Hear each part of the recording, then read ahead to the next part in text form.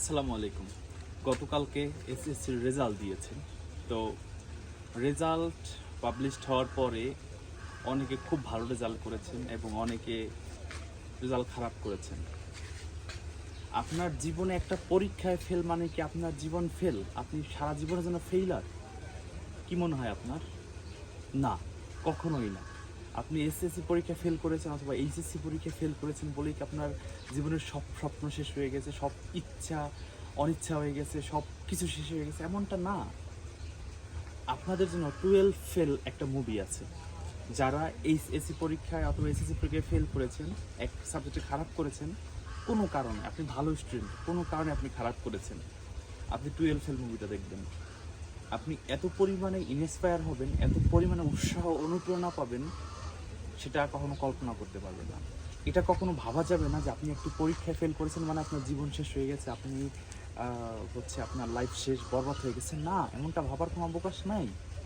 আমি দেখলাম নিউজে কয়েকটা জেলাতে আম, লোক মানে স্টুডেন্ট সুইসাইড করছে, আত্মহত্যা করছে। এটা আসলে এই পর্যায়ে এসে একটা বাচ্চা বা একটা ছেলে বা একটা মেয়ে যদি আত্মহত্যা করে, তার ফ্যামিলির উপরে কতটা প্রেশার, এটা আসলে খুবই কঠিন।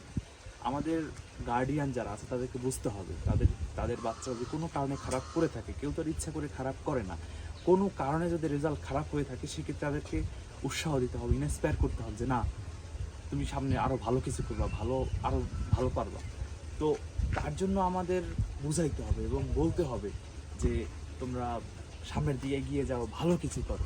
কিন্তু আমাদের সমাজে কেউ যদি কোনো কারণে একটা বিষয় ফেল করে থাকে বা একটা খারাপ করে থাকে, তাকে আমরা উৎসাহ না দিয়ে তাকে আমরা ডিমোটিভেটেড করি, যার কারণে তার মনোবল সে হারিয়ে ফেলে, তার ধৈর্য সে হারিয়ে ফেলে। সে মনে করে আমার জীবনের সব কিছু শেষ হয়ে গেছে।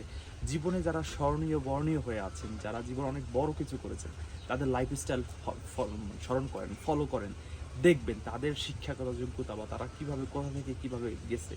সো এইটার ভাবার কোনো অবকাশ নাই যে আমি একটা বিষয় ফেল করেছি, আমি একটি বিষয় খারাপ করেছি, আমি এখন কি করব। গতকালকে আমাকে একটা ছোটো ভাই ফোন দিয়েছে, বলতে ভাই আমি তো একটা বিষয় ফেল করেছি, এখন আমি কি করব, ফ্যামিলির সামনে কীভাবে মুখ দেখাবো, সমাজের সামনে কীভাবে মুখ দেখাবো।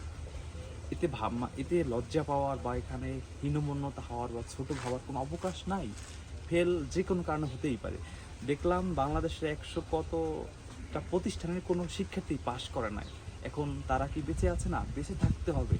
সামনের দিকে আপনি ফেল করেছেন, এটাকে আপনার মনে রেখে এই জিতটাকে তোমার শরীরের মধ্যে নিয়ে এসে পরবর্তীতে যেন তোমার আরও ভালো রেজাল্ট হয়, সেই দিকে তোমার আগায় যেতে হবে।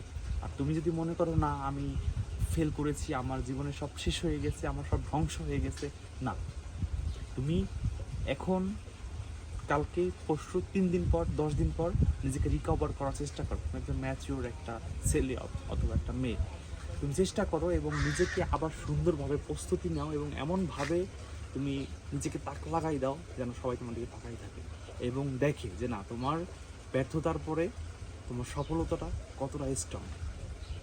সো অনুরোধ থাকবে সকলের কাছে, যারা আমার এই ভিডিওটি দেখতেছো, তোমাদের মধ্য থেকে কেউ যদি রেজাল্ট খারাপ করে থাকে, সেক্ষেত্রে তার জন্য এই ভিডিওটি। এটা যারা পাস করেছে তারা সবাই সফল, সাকসেস। একটা বিষয় মনে রাখবো, সবাই সাকসেসের কথাই শোনে, সব ব্যর্থতার কথা কেউ শোনে না। সো আমি ব্যর্থতার কথা বলতেছি, তোমরা ব্যর্থ হয়েছো, আগামীকাল তোমরা সফল এবং সাকসেস হবো। সবাইকে অনেক অনেক ধন্যবাদ। ভালো থাকবা, সুস্থ থাকবা, নেক্সট ইয়ারের জন্য প্রিপারেশন নাও। আসসালামু আলাইকুম।